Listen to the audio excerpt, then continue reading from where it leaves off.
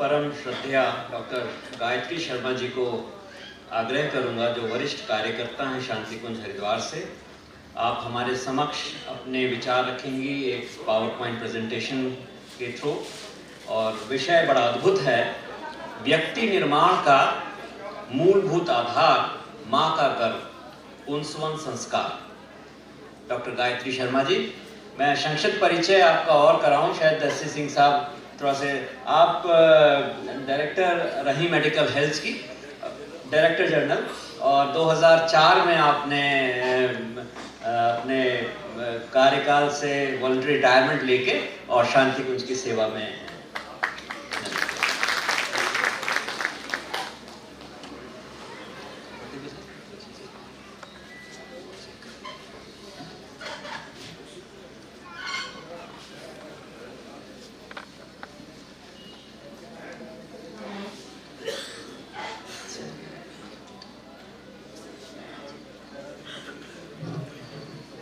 आइए कमर सीधी करें, आंखें बंद करें और उन महाकाल को नमन करें जिनके सूक्ष्म संरक्षण में आप इस महत्वपूर्ण यहाँ गोष्ठी में उनसे ही भक्ति शक्ति और ज्ञान लेने के लिए उपस्थित हैं।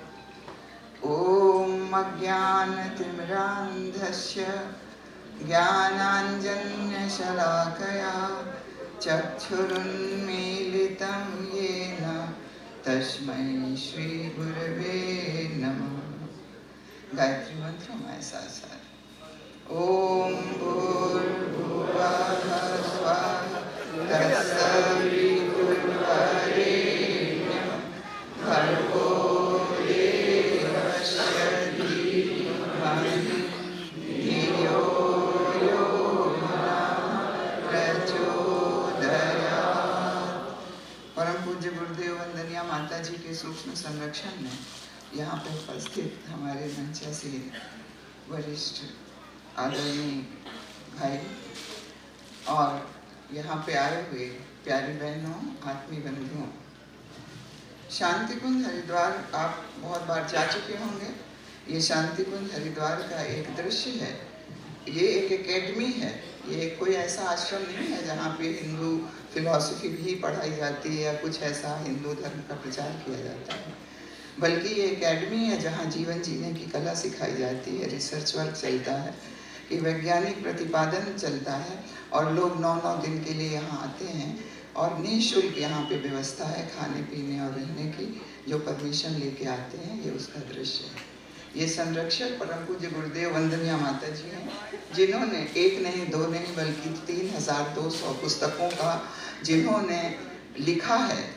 और किस बात पे लिखा है? व्यक्ति परिवार, हमारा व्यक्ति कैसे अच्छा बने, हमारा व्यक्तित्व कैसे अच्छा बने, हमारा परिवार कैसे अच्छा बने और ये समाज और राष्ट्र कैसे अच्छा बने, इस पर उन्होंने 3000 पुस्तकें लिखी हैं। हम लोग को 8-10 पुस्तकों का नाम तक याद नहीं रहता, सोचिए ऐसी।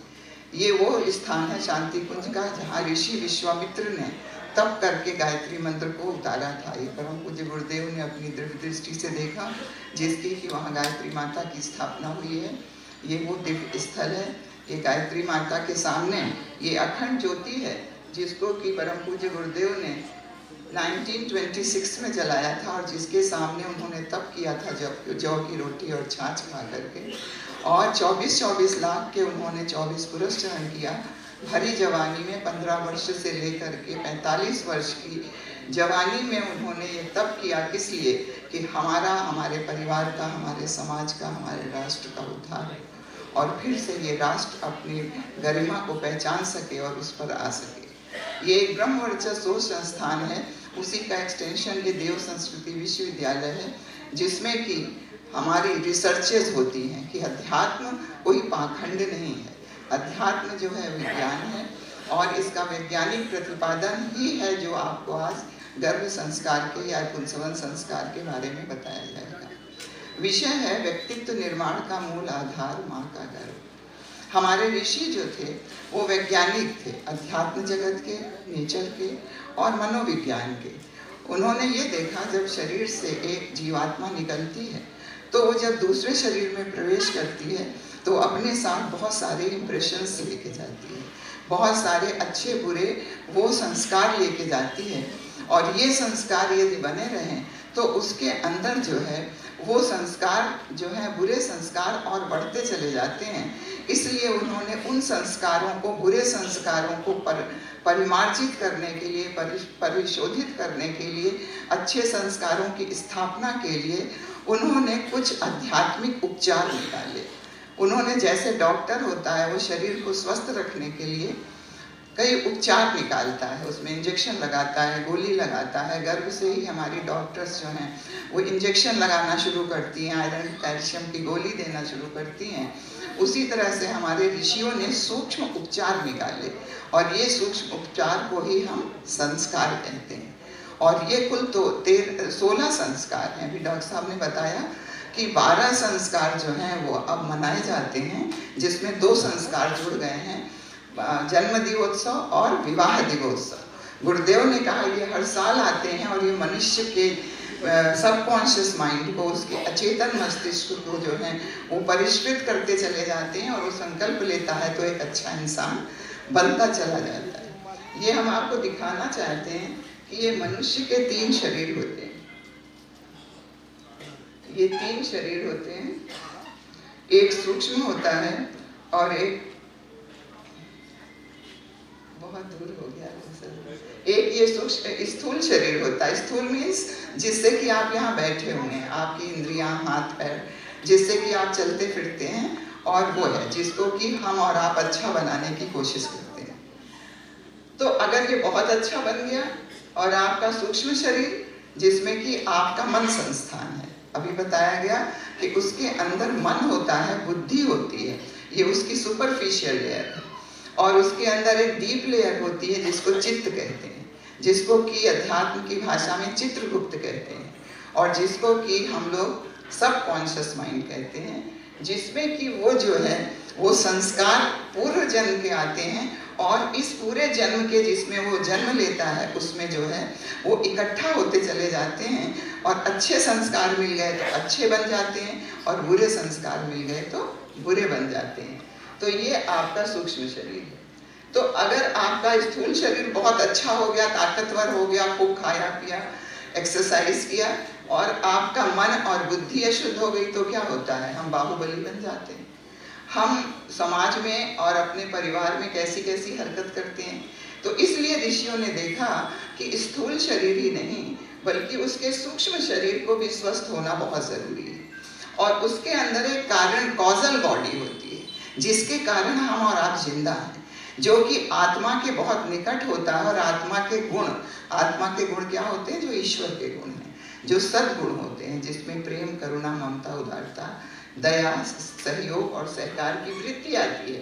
तो इन गुणों का कैसे विकास हो, उसके लिए उन्होंने संस्कार परंपराएं चलाई। ये चित्र इसलिए ब्रेन का दिखाया गया, जो सेंटर में आपको दिख रहा है, ये है अचेतन मस्तिष्क। उसका व्यक्ति का अचेतन मस्तिष्क यही है जिसके कोई आप सबकॉन्शियस चित्रगुप्त कहते हैं। इसी में सारे संस्कार पूर्व जन्म के वो जीवात्मा लेकर के आ जाती है। तो मनुष्य में कितने संस्कार पड़ जाते हैं? सबसे पहला तो उसकी आत्मा का संस्कार है, और दूसरा उसका जेनेटिक, उसकी पीढ़ी दर पीढ़ी में। अभी डॉक्टर साहब ने बताया कि कई पीढ़ियों के, कहते हैं कि 5 पीढ़ी के संस्कार तो आ ही जाते हैं। तो इनको तो आप बिगाड़ नहीं सकते। वो जो पूर्व जन्म के संस्कार लेकर के आत्मा के संस्कार कोई कम ज्यादा कर नहीं सकता, क्योंकि वो क्रिस्टल क्लियर है। उसके नीचे जो आता है वो माँ के गर्भ में की अवस्था में दिया जाता है। तो हमारे ऋषियों ने ये देखा कि माँ के गर्भ में बच्चा सबसे ज्यादा सेंसिटिव, रिसेप्टिव होता है, और जैसे संस्कार माँ के गर्भ में पड़ जाते हैं वैसे बच्चे की पर्सनालिटी की नींव पड़ जाती है, उसकी रूट पड़ जाती है, और 80% पर्सनालिटी की नींव जो है वो माँ के गर्भ में पड़ती है। इसलिए उन्होंने 16 संस्कारों में 3 संस्कार 9 महीने के अंदर बनाने के लिए बताए कि 3 संस्कार करने पड़ेंगे, क्योंकि सबसे ज्यादा रिसेप्टिव इस समय बच्चा होता है। तो सबसे पहला संस्कार है वो गर्भाधान संस्कार है, कि बच्चे को गर्भ में आने के पहले आपको संस्कार देना है। इसके लिए गुरुदेव ने एक पुस्तक लिखी है, विवाह के पहले उसकी जिम्मेदारी समझे। तो आप जिस समय बच्चा आपके गर्भ में आ रहा है, ये आज विज्ञान भी कहता है, उस समय जिस समय वो पहला बच्चा वो आपके गर्भ में आता है, उस समय माँ बाप की जैसे विचार होते हैं वैसी ही जीवात्मा उनके गर्भ में आ जाती है। तो बिना बुलाए आपके घर में कौन आता है? चोर डाकू आ जाते हैं। और बुलाने पे कौन आता है? आपके अतिथि आते हैं। आप सब बुलाने पे अच्छी आत्माएं आती हैं। तो अगर आप बुलाएंगे नहीं तो फिर ऐसे ही झाड़ी झंखाड़ की तरह कोई ना कोई आ जाएगा आपके घर में। इसलिए उन्होंने गर्भाधान संस्कार कराया कि पहले आप अपने को ठीक करिए, अपने विचारों को ठीक करिए, अपनी भावनाओं को ठीक करिए, तब आप सोचिए। आप देखिए, कार्तिकेय को जन्म देने के लिए भगवान शंकर और पार्वती को तप करना पड़ा था। उसको प्रद्युम्न को पैदा करने के लिए कृष्ण भगवान को रुक्मिणी को तप करना पड़ा था। और हम आप सोचते हैं चाहे जैसे हो बच्चा आ जाए बस, और वो बच्चा कैसा निकलता है समाज में जाके। तो इसलिए उन्होंने एक संस्कार गर्भ में आने के पूर्व बनाते चले, इसका भी शिक्षण वहाँ दिया जाता है। तो ये बात केवल हमारी कहानियाँ नहीं है, ये केवल कैसल इन द ईयर नहीं है, बल्कि आप देखिए कैम्ब्रिज यूनिवर्सिटी का एक जो है ये साइंटिस्ट है रूपर्ट शेल्ड्रिक, और रूपर्ट शेल्ड्रिक ने एक सिद्धांत बनाया फॉर्मेटिव कॉजेशन का। और वो फॉर्मेटिव कॉजेशन का सिद्धांत ये कहता है कि जैसी माँ के भावनाएं होंगी, जैसे उसके विचार होंगे, जैसे उसके आचार विचार होंगे, उसके अंदर एक फोर्स जनरेट होगी जिसको कि मॉर्फोजेनेटिक फोर्स कहते हैं। और ये मॉर्फोजेनेटिक फोर्स क्या करती है, अभी हमने आपको बताया, वो जा कर के बच्चे के सबकॉन्शियस माइंड में, ये सबकॉन्शियस माइंड है उसका, जिसमें जा कर के उसके सारे संस्कारों को, यदि माँ अच्छी है तो उसको अच्छा बना देती है, और वो जो प्रिंटिंग हो जाती है उसके सबकॉन्शियस माइंड में, वो होल लाइफ तक रहती है, उसको कोई भी बिगाड़ नहीं सकता, और वही बच्चे की पर्सनैलिटी को डिटरमिन करती है। ये हमारी मेडिकल साइंस कहती है कि अगर विचार और भावनाएं माँ की अच्छी या बुरी होती हैं तो वैसे ही उसके अंदर हॉर्मोन्स निकलते हैं। अगर माँ खुश है, माँ प्रसन्नचित है, माँ खुश मिजाज है, तो सेटिस्फाइड है, तो उसके अंदर अच्छे वाले हॉर्मोन्स निकलेंगे। और ये हॉर्मोन्स मेडिकल साइंस कहती है कि सीरोटोनिन, एंडोर्फिन और एनकेफेलिन है। और ये हॉर्मोन्स नाभि से बच्चे के सबकॉन्शियस माइंड में जाते हैं और उसकी पर्सनैलिटी को लिख देते हैं। फिर ये कैसी पर्सनैलिटी वाला बच्चा होगा? वो प्रसन्न, तनाव मुक्त, खुश मिजाज, एकाग्रचित्त, होशियार, व्यवहार कुशल, और करीब करीब हर क्षेत्र में वो बच्चा सफल होता चला जाएगा, हो सकता है। तो ऐसा बच्चा अगर चाहते हैं तो माँ को खुश रखना है, माँ को खुद को खुश रखना है, संतुष्ट रखना है, प्रसन्नचित रखना है। लेकिन अगर माँ दुखी हो गई, माँ प्रताड़ित है, माँ परेशान है, तो क्या होगा? उसके अंदर से नेगेटिव हॉर्मोन्स निकलेंगे, जिसको कि एड्रिनलिन, नॉन एड्रिनलिन और कॉर्टिसोल कहते हैं। ये हार्मोन क्या करते हैं? ये माँ बच्चे के अंदर जाके उसकी नस नाड़ियों को सिकोड़ देते हैं। अब नस नाड़ियां सिकुड़ गई तो माँ को आप जितना भी पौष्टिक आहार खिला दीजिए, वो बच्चा हमेशा अंडर नरिश्ड होगा। क्यों? क्योंकि उसको ऑक्सीजन और उसको अच्छे जो तत्व होते हैं भोजन के वो नहीं मिलेंगे। और अंडर नरिश्ड बच्चा जो है वो कई बीमारियों की जड़ लेके पैदा होता है। और उस बच्चे की पर्सनैलिटी कैसी बनेगी? वो बच्चा रोने वाला, चिड़चिड़ा, गुस्सेबाज, इस तरह का बच्चा बनेगा। और साथ में वो मानसिक और व्यवहारिक रूप से बच्चा रोगी पैदा होगा, जड़ लेके पैदा होगा। और जब बच्चा बड़ा होगा और उसको जो है ये परेशानी आएगी जीवन में, चाहे परिवार में, चाहे उसके ऑफिस में, चाहे समाज में, एक एक करके उसकी जो है मानसिक और भावनात्मक बीमारियां उभरेंगी। और फिर हम लोग उसको लेकर के डॉक्टर के पास, साइकियाट्रिस्ट के पास दौड़ते हैं। अब अगर माँ कुपोषित है, माँ को जो है खाना ठीक से नहीं दिया गया, उसको संतुलित सात्विक आहार नहीं दिया गया, और बचा हुआ खाना दिया गया, बासी खाना दिया गया, तो वो माँ जो है वो कुपोषित हो जाती है और उसका बच्चा भी कुपोषण का शिकार होता है। कुपोषित बच्चे में बहुत सारी बीमारियों की जड़ बन जाती है। विज्ञान कहता है कि ऐसा बच्चा जो है उसको दिल की बीमारियां, हाई ब्लड प्रेशर, कोलेस्ट्रॉल की बीमारी, कैंसर तक की बीमारी जो है उस बच्चे को होने का ही जड़ पड़ी रहती है, और वो बच्चा इन रोगों को लेके पैदा होता है। इसके अलावा मानसिक और भावनात्मक रोग तो उसको होने के बहुत चांसेस होते हैं। इसलिए माँ को अच्छा खाना, संतुलित आहार खाना, सात्विक संस्कारित खाना, ये बहुत ज़रूरी है। तो इसके माध्यम से, गर्भोत्सव के माध्यम से ये बताया जाता है। हमारा विज्ञान कहता है कि जो बच्चा पेट में होता है उसका सबसे तेजी से उसका ब्रेन बढ़ता है, और इस तेजी से बढ़ते हुए ब्रेन में जिस टाइप का इंप्रेशन माँ के द्वारा पड़ जाता है वैसा ही बच्चे की पर्सनैलिटी बन जाती है। ये पहला महीना है, जबकि अभी माँ को और घर वालों को भी पता नहीं है कि वो बच्चे का जो है वो उसके गर्भ में आ गया। क्यों? सब एक्सीडेंटल चलेगा। और इसी समय उस बच्चे के स्थूल, सूक्ष्म और कारण शरीर की नींव पड़ती है। क्यों? ऐसा ही बच्चा आ जाएगा जैसी आपकी मानसिकता। आप देखिए, गिद्ध उड़ता रहता है और जहां उसको डेड बॉडी नीचे दिखती है वहीं वो उतरता है। तो जैसी मानसिकता होती है वैसी वो जीवात्मा उनके गर्भ में आ जाती है।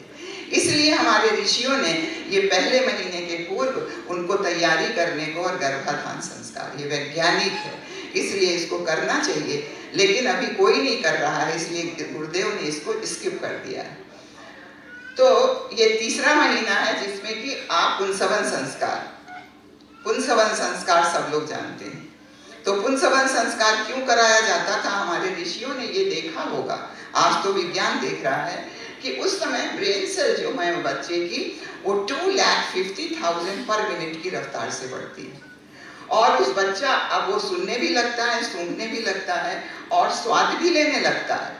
तो अब उसको बताना है माँ को और घर वालों को कि उसको क्या खाना है, उसको क्या सोचना है, उसको क्या पढ़ना है, उसका कैसा आहार विहार और उसका आचार विचार होना चाहिए।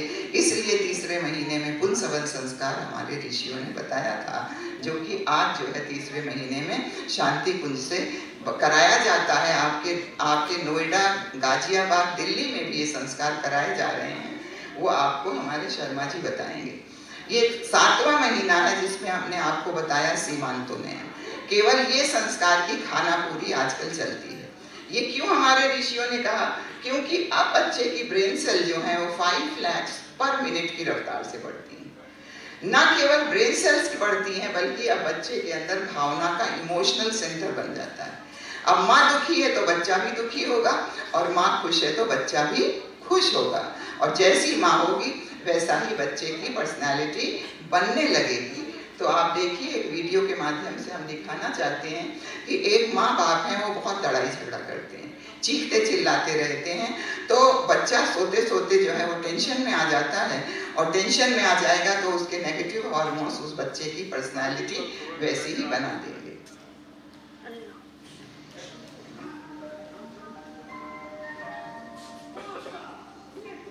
थोड़ा तेज करिए।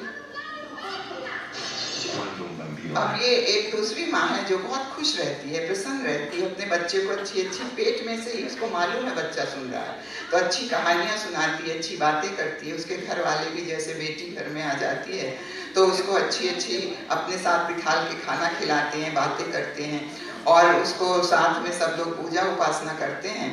तो इस तरह से वो बच्ची खुश रहती है, और वो जो भी गर्भवती माता है वो प्रसन्न रहती है, और उसका बच्चा उसको शेयर करता है। आप देखिए, ये बच्चा गर्भ में ही मुस्कुरा रहा है, मुस्कुराता ही नहीं। अगर माँ बहुत अच्छे संगीत सुनती है तो वो उस पर भी रिस्पॉन्ड करता है, डांस करता है।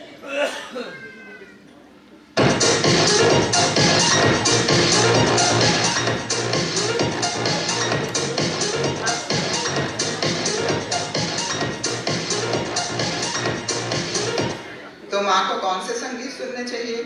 माँ को जो है ये डिस्को वाले म्यूजिक नहीं सुनने चाहिए, क्योंकि कहते हैं कि डिस्को म्यूजिक से जो है ब्रेन सेल डैमेज होते हैं, उनकी प्रोडक्टिविटी कम हो जाती है। तो आज विज्ञान कहता है कि अगर अच्छे गूंजने वाली आवाज़, सुरीली आवाज़, सूदिंग आवाज़, जैसे आपके मंत्र हैं, आपका जो श्लोक हैं, आपका इंस्ट्रूमेंटल म्यूजिक हैं, आपके क्लासिकल म्यूजिक हैं, उनको अगर सुनाया जाता है तो आप देखिए गायें दूध देने लगती हैं, पेड़ पौधों की ग्रोथ बढ़ जाती है। उसी तरह से इस बच्चे का ना केवल physical but mental and emotional health भी अच्छी बन जाती है। ये आज विज्ञान ने देखा है। तो सबसे अच्छी जो गूंजने वाली आवाज़ है, ये हमारे विज्ञान ने नासा जो कि आप सब जानते हैं अमेरिका की एक लेबोरेटरी है जिसने सूर्य की आवाज़ को टेप किया। उसने बहुत सोचा कि ये ओम जो है ये हिंदुओं में कैसे आया।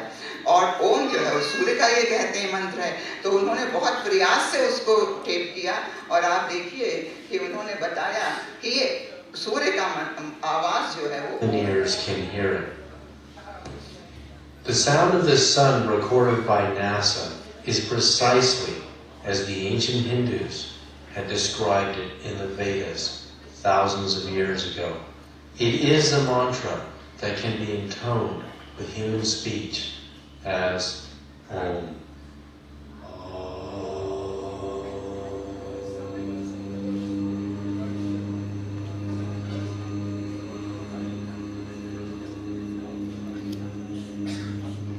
तो कहने का मतलब ये है कि ओम जो है वो केवल हिंदुओं का मंत्र नहीं है, वो सूर्य सबके लिए चमकता है और सूर्य का जो साउंड है उस साउंड वाइब्रेशन से इस सृष्टि का सृजन हुआ है और वो साउंड है ओम। तो इस ओम से सृष्टि का सृजन हुआ है, इसलिए इनको सुनना जो है उस गर्भवती माता के लिए बहुत जरूरी होता है। या कोई भी मंत्र पढ़ सकते हैं जिस धर्म के हैं, अगर उनके यहाँ कोई आवाज है तो उसको भी सुन सकते हैं। और परम पूज्य गुरुदेव ने क्या कहा कि यदि आप ब्रह्म तक, कि ब्रह्म कौन है जिसने इस सृष्टि को बनाया, और इस सृष्टि को किसने बनाया? सूर्य का जो एक ताकत है, जो एनर्जी का पुंज है, और वो है सविता। और वो सविता जो है वो पोटेंशियल एनर्जी में इकट्ठा है, जब वो काइनेटिक हो जाती है तो ओंकार बन जाती है, और ये ओंकार की जो शब्द लहरी है वो नीचे आते आते 3 में बढ़ जाती है, जिसको कि त्रिपदा गायत्री या हीं श्रीं क्लीं कहते हैं। तो यदि आपको ब्रह्म की प्राप्ति करना है तो बिना गायत्री के आप ब्रह्म की प्राप्ति नहीं कर सकते। जैसे गंगोत्री से आती है और नीचे 7 धारा में गंगा बढ़ जाती है, उसी तरह से इस धारा से ही आप वहां पहुंच सकते हैं। इसीलिए सारे वेदों में गायत्री मंत्र की महिमा है, और आज विज्ञान भी प्रूव कर रहा है कि ये दिस इज द स्ट्रॉन्गेस्ट मंत्र। आप देखिए, इन्होंने कहा है, ये हमारे अमेरिकी वैज्ञानिक हार्वर्ड है, ये इसने सारे मंत्रों को इकट्ठा किया और उसने कहा कि सबसे पावरफुल मंत्र जो है वो गायत्री मंत्र है, क्योंकि इसके एक उच्चारण में 1,10,000 वाइब्रेशंस होते हैं, और सूर्य की चाल भी है 1,20,000 आई थिंक। तो ये जो है इसकी वजह से सब चीज हमारी वैज्ञानिक है। तो ये है आपका 8वां महीना बच्चे का है, वो भी बहुत इम्पोर्टेंट है, क्योंकि इस समय बच्चे के अंदर मेमोरी सेंटर बन जाता है, याददाश्त कर सब चीज याद कर लेता है। माँ बोले, दादी बोले, बाबा बोले, उसके घर में जो जानवर हैं, कुत्ते बिल्ली, उनकी भी आवाज वो समझने और सुनने लगता है और याद कर लेता है, बाद में वो समझता है। और 9वें महीने में तो उसके अंदर इतनी ताकत आ जाती है कि वो कई भाषाएं सीख सकता है, चाहे आप हिंदी सिखाइए, इंग्लिश सिखाइए, इटालियन सिखाइए। इसलिए माँ जैसा सुनती है और समझती है, वैसा ही बच्चा याद करके क्यों हो जाता है, क्योंकि सब कॉन्शियस माइंड बड़ी तेजी से काम करता है। जब पूर्व जन्म के संस्कार आ सकते हैं तो गर्भ में क्यों नहीं आ सकते। तो इस तरह से बच्चे के अंदर एक अंग्रेज कपल थे, उसकी स्टोरी सुनी पढ़ी थी कि वो अपने बच्चे को 5 साल में जब स्कूल भेजने लगे तो उनका बच्चा पोलिश लैंग्वेज बोलने लगा। तो उन्होंने कहा, ये पोलिश लैंग्वेज इसने कहाँ से सीख ली? तो मेरे ऑफिस में थे, तो पता लगा कि उसने गर्भ में सीख ली थी, और उसके क्लास में जो बच्चे थे वो कुछ पोलैंड के थे, तो आपस में चर्चा करते थे। तो जैसे बीज गिरता है, उसको खाद पानी और हवा पाते ही वो जर्मिनेट करने लगता है, उसी तरह से इस बच्चे को जैसे ही माहौल मिला वैसे ही वो बच्चा पोलिश लैंग्वेज बोलने लगा। तो कहने का मतलब ये है कि बच्चे बहुत पेट से ही समझदार होते हैं, और हम लोग उनको समझते ही नहीं वो क्या कर रहा है, इसीलिए दुनिया भर की हरकत आती है। ये एक हम आपको वीडियो दिखाना चाहते हैं, अभी का वीडियो है।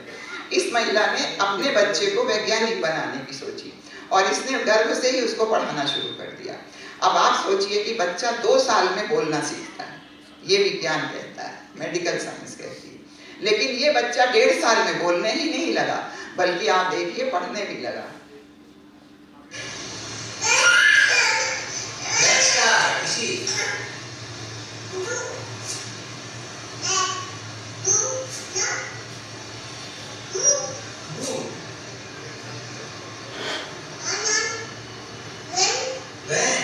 तो कहने का मतलब है ये कोई हवा नहीं है, ये तो सब प्रूफ हो रहा है, ये वैज्ञानिक है जो हमारे ऋषियों ने कहा। तो बच्चे में अगर हम अच्छी आदत डालने चाहते हैं तो सबसे ज्यादा जरूरी है कि जिस दिन से बच्चा गर्भ में आया है उस दिन से लेके 5 साल तक 5 साल का मोस्ट क्रिटिकल पीरियड होता है जिसको हम लोग समझ नहीं पाते और बच्चे को कुछ समझते नहीं है कि तो अभी बच्चा है। क्यों ऐसा है? क्योंकि बच्चे का 5 साल तक सब कॉन्शियस माइंड ही ज़्यादा काम करता है। 5 साल के बाद उसका कॉन्शियस माइंड काम करने लगता है, फिर वो अपनी सोच से चलता है। इसीलिए परम पूज्य गुरुदेव ने किताबें लिखी हैं, जब बच्चा छोटा है तो एक आंख प्यार की, एक आंख सुधार की, तब आप सुधारिए उसको धीरे धीरे। और 5 साल के बाद बच्चों के शासक नहीं सहायक बने। ये सारी किताबें अवेलेबल हैं, सब चाइल्ड साइकोलॉजी का, बच्चों और अभिभावकों के बीच में भावनात्मक आदान प्रदान, ये सारी बुक्स जो हैं ये हर घर में होने चाहिए। भावी पीढ़ी का नवनिर्माण, ये एक वांग में है गुरुदेव का, जिसमें कि गर्भ से लेके आप युवा अवस्था तक बच्चे को कैसे गाइड करेंगे, वो सारी चीजें उसमें लिखी हुई हैं, जो कि गीता रामायण की तरह हमारे गृहस्थ आश्रम में होना बहुत आवश्यक है। आपसे रिक्वेस्ट करेंगे कि उसको भी आप अपने घर में रखिए, सब लोग पढ़िए, बच्चियों को भी पढ़ाइए, लड़कों को भी पढ़ाइए, बाबा दादी सब पढ़ें और उस ज्ञान को अपने यहाँ इम्प्लीमेंट करें। गर्भ में बच्चे के IQ, EQ और SQ की नींव पड़ जाती है। IQ आप सब जानते हैं कि उसकी IQ अच्छी होगी, पढ़ने में बच्चा इंटेलिजेंट होगा, अपने क्लास में टॉप करेगा। एक बच्चा बड़ा अच्छा टॉपर है, अच्छी कंपनी में उसका एडमिशन हो जाता है, डायरेक्टर बन के जाता है, लेकिन उसका इमोशनल कोशेंट नहीं है अच्छा, उसकी भावनात्मक प्रतिभा अच्छी नहीं है। मतलब वो बच्चा अपनी भावनाओं पे, इमोशंस पे कंट्रोल नहीं कर पाता, गुस्सा हो जाता है, आवेशग्रस्त हो जाता है, लड़ाई झगड़ा कर लेता है और कंपनी में स्ट्राइक हो जाती है, वो निकाल दिया। तो ये है इमोशनल जो है उसका कोशेंट जो है वो भी उसी में बनता है। बच्चा चैलेंजेस को फेस नहीं कर पाता, अगर उसके अंदर इंटरव्यू में वो बच्चा डर जाता है, वो नहीं कर पाता। मतलब रिटन में अच्छे नंबर पाया हुआ बच्चा इंटरव्यू फेस क्यों नहीं कर पाता? क्योंकि उसके अंदर इमोशनल कोशेंट, वो भी गर्भ में था, उसकी माँ डरी डरी रहती थी, दबी दबी रहती थी, या अन्य कारण के उसका इमोशनल डेवलपमेंट नहीं हो पाया। स्पिरिचुअल कोशेंट हमने आपको बताया कि अगर माँ के अंदर उदारता है, पवित्रता है, दान करने की वृत्ति है, सहयोग सहकार की वृत्ति है, तो वो बच्चा भी ऐसा ही अच्छा बच्चा बनेगा। अदरवाइज वो बच्चा अगर स्पिरिचुअली कॉम्पिटेंट नहीं होगा तो वही बच्चे आज टेररिस्ट में जाकर के दुनिया भर के काम कर रहे हैं। आपको पता है आपके टेररिस्ट जो हैं गर्भ से ही अपने बच्चों को टेररिस्ट बनाने की ट्रेनिंग देते हैं, और हम और आप अपने बच्चे को अच्छा बनाने की जानकारी नहीं रखते। इसलिए ये अभियान चलाया गया है कि आपके माध्यम से अच्छे लोग यहाँ पे हैं, प्रतिभाशाली आप लोग हैं, आपके माध्यम से आपके ऑफिस में, आपके जहाँ भी आप काम करते हैं, वहीं पे अगर आप इसको वर्कशॉप के रूप में अगर आप दिखाएं तो कितने लोगों का भला होता चला जाएगा। कहते हैं कि जो कंप्यूटर है उसको आप डिलीट कर सकते हैं उसकी चीज़ों को, लेकिन अगर एक बार बच्चे के मस्तिष्क में जो चीज़ पड़ गई उसको आप अमिट है, वो अमिट छाप है, उसकी वो पर्सनैलिटी को डिटरमिन करता है, वो मिटा नहीं सकता। तो अच्छी बातें करने के लिए ये शिक्षण दिया जाता है गर्भोत्सव संस्कार के माध्यम से। क्या कि पति और परिवार के लोगों का क्या कर्तव्य है, उनको माँ को स्वस्थ रखने, सुखमय वातावरण बनाने, प्रसन्न रखने और आध्यात्मिक वातावरण बनाने के लिए उसको क्या करना है। तो ये गर्भोत्सव संस्कार के माध्यम से संकल्प कराए जाते हैं, और वो जो संकल्प कराए जाते हैं 5-6 पति को और घर वालों को, उसको पूरे 9 महीने तक उनको रोज पढ़ने के लिए कहा जाता है कि आप इसको रोज पढ़िए, और अगर इसमें आपको कोई कमी कभी दिखाई दे तो उसको पूरा करने का प्रयास करिए। इसी तरह से वो गर्भवती माता को भी संकल्प लेना पड़ता है गर्भोत्सव कार्यक्रम में कि हम अपनी दिनचर्या का पालन करेंगे। हम सुबह उठेंगे, अच्छे से पानी पिएंगे 3-4 गिलास, हम योग आसन नियमित जप ध्यान प्राणायाम करेंगे, हम धार्मिक पुस्तकें जैसे रामायण, गीता, बाइबल, कुरान शरीफ, जिस भी धर्म जाति के हों आप उसका पाठ करेंगे। शौर्य, साहस, सकारात्मक सोच और मानवीय मूल्यों को विकसित करने वाले साहित्य पढ़ेंगे, सफल व्यक्तियों के चरित्र, और जैसे आपकी अखंड ज्योति है इसका भी पाठ करेंगे। आप देखिए कितनी महानता हमारे भाइयों ने बताई, बहनों ने, कि इसके माध्यम से कैसे अच्छे संस्कार जाते हैं। डरावने और उत्तेजना वाले साहित्य नहीं पढ़ेंगे, कम से कम 4 घंटे बच्चे को अच्छा साउंड एक्सपोजर देंगे। अच्छा साउंड एक्सपोजर का मतलब रोज 4 घंटे उस बच्चे को अच्छा संगीत, अच्छी बातें, अच्छी कहानियाँ, अच्छे टीवी सीरियल, कोई भी अच्छा सत्संग करके उस बच्चे को 4 घंटे हम उसके साथ मेहनत करेंगे, डिवाइडेड टाइम में, सुबह दोपहर शाम। अपना उस महिला ये भी सोचती है कि हमें एक अच्छा बच्चा चाहिए, इसलिए वो एक अच्छा वातावरण बनाने वाला अपना माहौल बनाती है अपने घर में, और वैसे ही प्रेरणा देने वाले चित्र लगाना है। डरावनी उत्तेजना वाले धारावाहिक ना पढ़ें, तली भुनी मसालेदार चीजें ना खाएं, सात्विक संस्कारित और संतुलित आहार खाएं। संतुलित आप सब जानते हैं, आपको हम संस्कारित आहार की बात बताते हैं। संस्कारित आहार, आपके जैसे 3 शरीर हैं वैसे अन्य के भी 3 शरीर होते हैं, स्थूल, सूक्ष्म और कारण। उसका स्थूल भाग आपके शरीर के बाहर चला जाता है, उसका सूक्ष्म भाग आपका प्रोटीन, फैट और कार्बोहाइड्रेट है जो आपको शक्ति प्रदान करता है। उसका कारण शरीर आपका मन बनाता है, जैसा खाए अन्न वैसा बने मन, ये ऋषियों ने लिखा है। तो अन्न से मन जाता है। इसकी एक कथा हमारे आनंद स्वामी जी के उसमें आता है कि वो अपने बच्चे को उपनिषद सुनाने जाते थे जेल में, स्वतंत्रता संग्राम में। तो उस बच्चे ने कहा, पिताजी मैं 3 दिन से बहुत परेशान हूँ, मैं एक ऐसा सपना देख रहा हूँ कि मैंने अपनी माँ का गर्दन काट दिया। तो जब स्वामी जी ने पता लगाया जेलर से, तो पता चला 3 दिन से वो आदमी खाना बना रहा है जिसने अपनी माँ का मर्डर किया और फांसी की सजा सुनाई। तो खाना बनाने वाले के संस्कार जाते हैं। इसीलिए बताया जाता है हम लोग के यहाँ कि आप खाने को प्रसाद समझ के बनाइए, 3 बार गायत्री मंत्र पढ़कर खाइए, उसके तीनों शरीर से आपको अच्छा आहार मिले, या वैष्णव देव यज्ञ करके खाइए। ये सारी चीजें बताई जाती हैं कि भोजन को खाना मत समझिए, उसको प्रसाद समझिए। सात्विक खाना, सतोगुणी, तमोगुणी, रजोगुणी, ये मन के गुण होते हैं। अगर सतोगुण मन नहीं होगा तो आदमी हमेशा गलत दिशा में जाएगा। तो जो आपका तमोगुणी खाना होता है वो सब यही प्याज, लहसुन, मीट, मसाला और जो भी खाते हैं। और रजोगुणी खाना होता है जो बहुत तला भुना, और ये सब डॉक्टर्स भी बताते हैं कि ये सब खाना जो है आपके लिए अच्छा नहीं है, वही हमारे ऋषियों ने बताया। सतोगुणी खाना, सात्विक खाना, फल फूल दूध खाना, दाल चावल रोटी, तो ऐसा खाना खाना चाहिए ताकि उस बच्चे का मन भी अच्छा बने। तो इसलिए ये बातें बताई जाती हैं। और क्योंकि हमारी बहनें जरूरत से ज़्यादा ऑफिस जाती हैं, बहुत काम करती हैं, घर में आती हैं तो व्यस्त हो जाती हैं, तो अक्सर हमारी जो ऑफिस गोइंग लेडीज़ हैं उनका बच्चा जो है वो छोटा बन जाता है। इसलिए कहा जाता है कि आप दिन में 2 घंटे आराम करिए। गाँव में बहुत काम कराया जाता है, तो अगर वो 2 घंटे आराम नहीं करेंगी तो उनके बच्चे में ग्रोथ अच्छी नहीं होती। इसलिए इसके माध्यम से ये भी बताया जाता है। इसके अलावा कि हम उस लेडी को ये संकल्प कराया जाता है कि हम ईर्ष्या, द्वेष, हठवादिता, रूठना आदि से बचेंगे और अपने में एक आस्तिकता का वातावरण बनाएंगे, हमेशा खुश रहने की कोशिश करेंगे। साथ साथ हम लोग ये भी बता देते हैं कि आपको चिकित्सक, आंगनवाड़ी या आशाओं के पास जाकर के कम से कम 3-3 महीने पे एक बार चेकअप कराना चाहिए, क्योंकि वो भी उसके शारीरिक स्वास्थ्य के लिए मदद करते हैं। ये क्यों बताते हैं?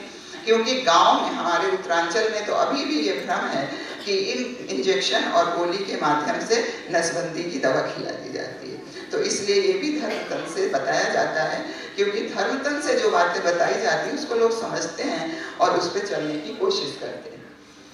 एक बच्चा अपनी माँ से ये चाहता है कि माँ, मेरा मस्तिष्क अभी बढ़ रहा है, कृपया मुझे प्यार कीजिए, मेरी रक्षा कीजिए, मेरा अबॉर्शन मत कराइए, मेरे लिए अच्छी पुस्तकें पढ़िए, अच्छे संगीत सुनिए, अच्छी कहानियाँ सुनाइए, पौष्टिक आहार खाइए, खुश रहिए, जिससे कि मैं इस दुनिया में एक सफल खुशहाल इंसान बन सकूं। केवल एक स्लाइड में वो सब कुछ है जो उस महिला को और उसके घर वालों को करना चाहिए। ये बातें बताई जाती हैं, तब बहनों के अंदर और भाइयों के अंदर जागरूकता आती है और इस पे कदम से कदम मिला के चलने का वो प्रयास करते हैं।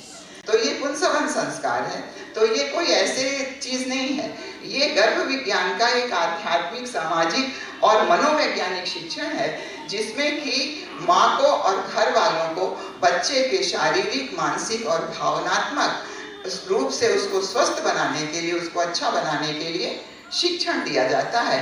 कहा जाए तो उसके तीनों शरीरों को पुष्ट बनाने का ये एक सूक्ष्म इंजेक्शन है। तो ये बहुत वैज्ञानिक है और ये 3 महीने पे और 7वें महीने में किया जाता है। किस लिए किया जाता है कि कुसंस्कार हट जाएं और अच्छे संस्कार उसके अंदर आ जाएं, वो बच्चा हमारे कुल का चिराग बन करके हो जाए। और ये औषधि पिलाई जाती है, सुखाई जाती है। इसमें भी शिक्षण दिया जाता है कि आप जो है वट वृक्ष की जटाओं को रखा जाता है कि जैसे हमारा बच्चा, आप भावना करिए कि बरगद की तरह हमारा बच्चा विशाल लॉन्ग लाइफ हो और उसकी जटाएं फिर से नया पेड़ बना लेती हैं, तो बुढ़ापे में भी हमारा बच्चा जवानी की तरह उत्साहित रहे और बहुत लोगों को, चिड़ियों को शरण हमारा पेड़ देता है। उसी तरह से हमारा बच्चा भी अपनी नाव के साथ सैकड़ों लोगों की नाव खेलने वाला अच्छा इंसान बन सके, ये आप भावना करिए। गिलोय की कोपलें इसलिए बताई जाती हैं कि वो एक एंटीबायोटिक है, एंटीसेप्टिक होती है, जो कि अस्वस्थ स्वास्थ्य को अच्छा बनाती है। तो मानसिक और शारीरिक रूप से हमारा बच्चा स्वस्थ रहे, ये भावना उस लेडी को कराई जाती है। और पीपल की कोपलें कि उसके अंदर दिव्यता के गुण आए, उसके अंदर प्रेम करना, उदारता के गुण आए, ये उसमें बताया समझाया जाता है। और उसको बताया जाता है कि रोज जब आप पूजे में बैठें तो आप रोज इसको याद करिए ताकि आपका बच्चा एक अच्छा इंसान बनकर पैदा हो। गर्भ पूजन में संकल्प कराया जाता है कि ये आपका ही बच्चा नहीं है, ये आपके घर में भगवान का भेजा हुआ अतिथि आ रहा है। तो आपके घर में कोई अतिथि आता है तो आप क्या चिल्लाते, लड़ाई झगड़ा करते हैं, उसको अच्छी अच्छी डिशेस खिलाते हैं, चाय पानी पिलाते हैं और प्रेम से विदा कर देते हैं। उसी तरह से ही भगवान का अतिथि आपके घर में आ रहा है, आप वैसे ही अपने घर का वातावरण बनाइए जैसे किसी एक अतिथि के आने पे बनाते हैं। तो वो महिला समझती है कि हमको ऐसा करना चाहिए और घर वाले भी समझते हैं। और ये एक और उसका क्रम है जिसमें कि उनको संकल्प कराया जाता है। ये कुछ संकल्प हैं जो कि पति और परिवार वाले करते हैं, जो कि एक छोटी सी किताब है, आओ बढ़े संस्कारवान पीढ़ी। इसमें ये संकल्प लिखा हुआ है कि आप अपने बच्चे को कैसा करें कि आपका बच्चा अच्छा बने। तो पति और घर वाले ये संकल्प लेते हैं और ये माँ खुद संकल्प लेती है, इससे कराया जाता है। विशेष आहुतियाँ दी जाती हैं और खीर खिलाई जाती है।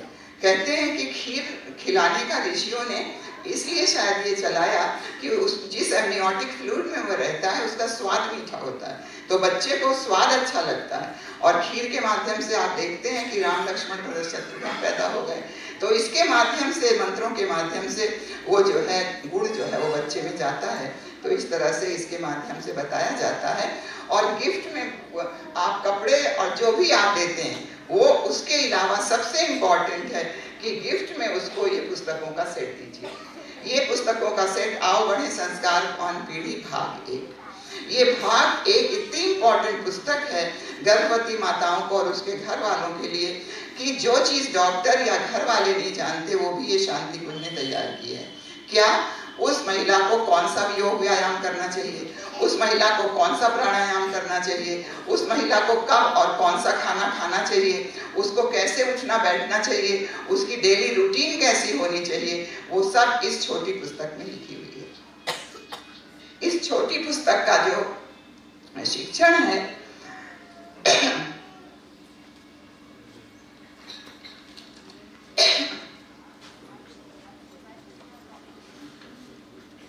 वो हमारे शक्तिपीठ, प्रज्ञापीठ और महिला मंडल देते हैं।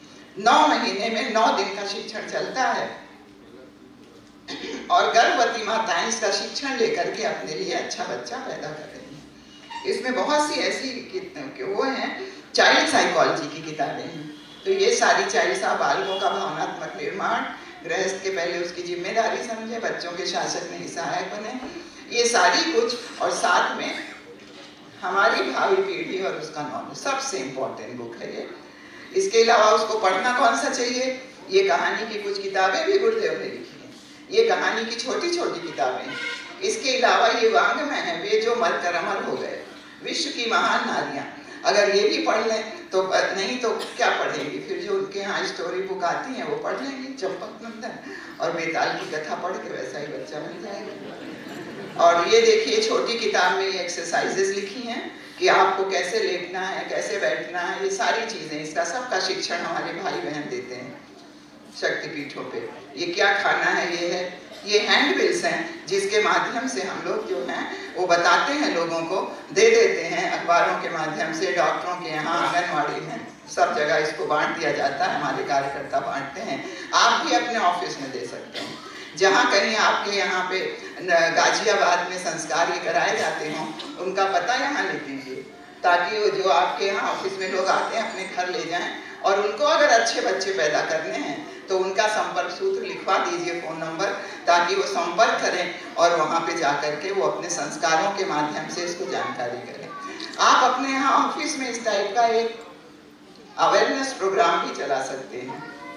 तो ये है इसका, ये वॉल हैंगिंग है, ये सामने टंगी हुई है।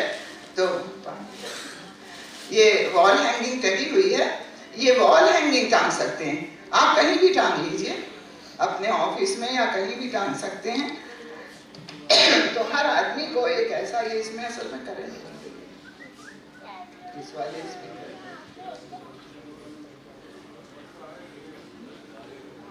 अपने ऑफिस में टांग सकते हैं। भाई ऑफिस में टंगा हुआ है, लोग कहेंगे भाई ये क्या है भाई साहब, तो आप बताइए कि ये होता है ऐसा, आप जाइए वहाँ पता लगाइए।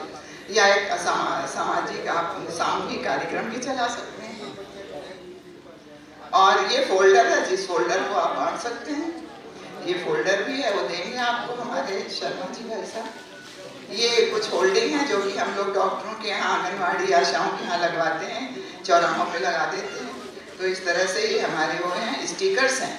ये जो आपका पैकेज दिया जा रहा है उसमें स्टिकर्स हैं जो कि माताएं इसको अपने घर में लगाती हैं और पढ़ती हैं। तो इस तरह से इसका प्रचार कार्यकर्ता हमारे को बहुत जिम्मेदारी संभालते हैं। वो स्कूल में, कॉलेजेस में, लड़कों में, लड़कियों में, शादीशुदा में, बगैर शादीशुदा में, जहाँ पे वो हमारी संस्कृत ज्ञान परीक्षा चलती है वहाँ पे हर जगह जा जा करके ये जो है ये कार्यक्रम दिखाए जाते हैं। तो ये मत सोचिए कि ये केवल महिलाओं का कार्यक्रम है, भाइयों का भी कार्यक्रम है, शादी वालों का भी है, बगैर शादी वालों का भी है। ये हमारे उत्तरांचल सरकार में एक बैठक हुई। क्यों? क्योंकि स्वास्थ्य मंत्री को पता चला कि WHO के द्वारा तो केवल शारीरिक स्वास्थ्य मिलता है और ये लोग तो गायत्री परिवार वाले कंप्लीट स्वास्थ्य की बात करते हैं। तो उन्होंने बुलाया शांति कुंज से और अपने महानिदेशक को आदेश किया कि आप अपने डायरेक्टर्स को बुलाइए और देखिए ये इनकम्प्लीट स्वास्थ्य नहीं मिलना चाहिए। तो उसमें एक आदेश हो गया, ये एक कार्य योजना बन गई कि इधर जो है स्वास्थ्य विभाग के लोग केवल जो है शारीरिक स्वास्थ्य देते हैं और जो गायत्री परिवार है वो कंप्लीट स्वास्थ्य प्रदान करने के लिए प्रयास कर रहा है। तो दोनों लोग मिल करके एक समग्र रूप से स्वस्थ आने वाली भावी पीढ़ी को करिए। तो उन्होंने गवर्नमेंट ऑर्डर निकाल दिया। उसकी वजह से हमारे यहाँ शांति कुंज में ही नहीं बल्कि पूरे उत्तरांचल में सारी आशाओं के प्रशिक्षण हो गए, जिनके साथ हमारे कार्यकर्ता भाई बहन काम कर रहे हैं। और जितनी आंगनवाड़ी है उनका प्रशिक्षण हरिद्वार का हमारे शांति कुंज में हो गया। इतना ही नहीं बल्कि देखिए एक नेशनल कॉन्फ्रेंस है, ये नेशनल कॉन्फ्रेंस कानपुर में हुई जिसमें सारे डॉक्टर्स आए थे पूरे आपके इंडिया के। और उन्होंने एक टॉपिक शांति कुंज को दिया कि effect of spirituality on growth and viability of the foetus. उसकी ग्रोथ एंड वायबिलिटी के ऊपर क्या इफेक्ट पड़ता है स्पिरिचुअल ट्रीटमेंट का, क्योंकि आज ये ऑल्टरनेटिव मेडिसिन का प्रचार पूरी दुनिया में हो गया है। तो इसके ऊपर ये डॉक्टर्स जो थी हेड ऑफ द डिपार्टमेंट, इन्होंने कहा कि ये तो बहुत नई चीज़ है, हम अपने अंडर में इसको रिसर्च पेपर बनाएंगे, अपने अंडर में काम करने वाले डॉक्टरों को MS इस पे अवार्ड करेंगे, पेपर लिखवाएंगे, इंटरनेशनल स्तर पर लगाएंगे। क्यों? क्योंकि जैसे योग, व्यायाम, ध्यान, प्राणायाम अब लोगों ने समझ लिया कि ये वैज्ञानिक है, तो पूरी दुनिया 21 जून को योगा डे के माध्यम से मना रही है। उसी तरह से ये भी वैज्ञानिक है, इसको हम प्रमाणित करने का प्रयास करेंगे। तो आप समझ लीजिए कि ऊपरी स्तर से भी इसके ऊपर काम चल रहा है। ये भोपाल का विश्वविद्यालय है जहाँ पे वो 9 दिन के लिए महिलाएं आती हैं, संगीत सीखती हैं, आपस में कहानी सुनती हैं, बातचीत करती हैं, योग, व्यायाम, प्राणायाम आदि वहाँ से सीख के जा रही हैं। इसके ऊपर भी वहाँ रिसर्च हो रही है। ये आपके दिल्ली की एक कार्यकर्ता है जिसने एक आपके यहाँ सरकारी अस्पताल में जब संपर्क किया तो उस डॉक्टर ने कहा ये तो बड़ी अच्छी बात है, हम अपने यहाँ सारी गर्भवती माताओं को इकट्ठा करेंगे सरकारी अस्पताल में, आप इसको दिखाइए, बताइए। तो ये वो अच्छी संतान के कार्य के लिए गर्भ विज्ञान को जानना भी अत्यंत आवश्यक है। यह सब अब चिकित्सक भी महसूस करने लगे हैं।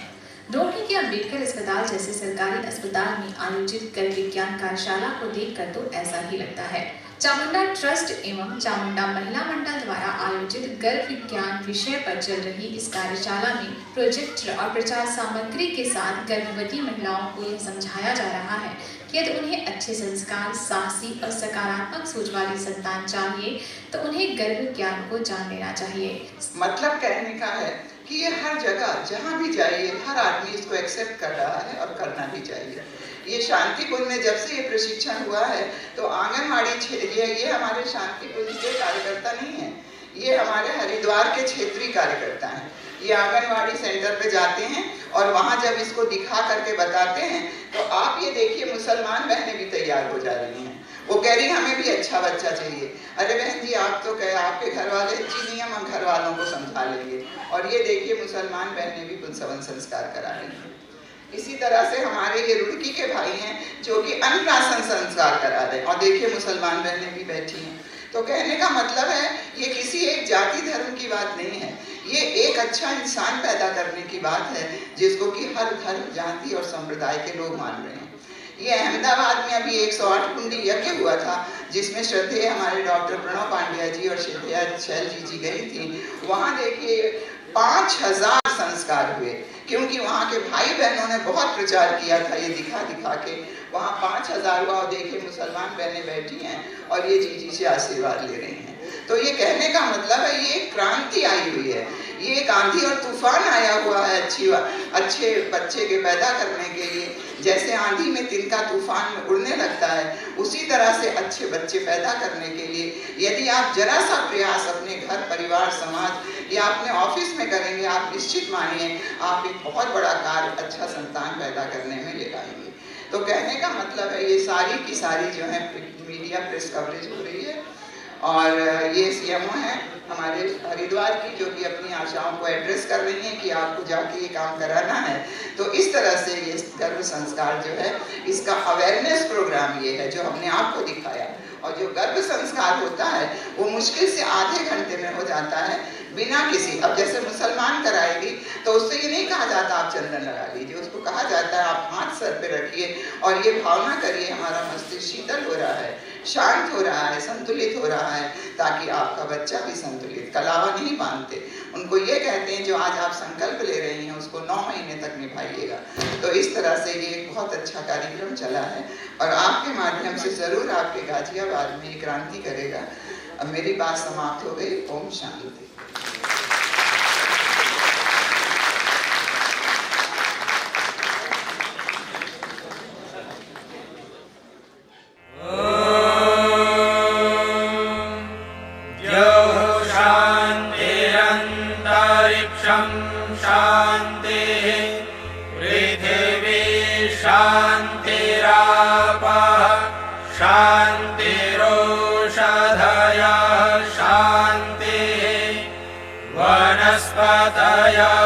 शांतिर्विश्वे देवाः शांतिर्ब्रह्म शांतिः सर्वं शांतिः शांतिरेव शांतिः सा मा शांतिरेधि।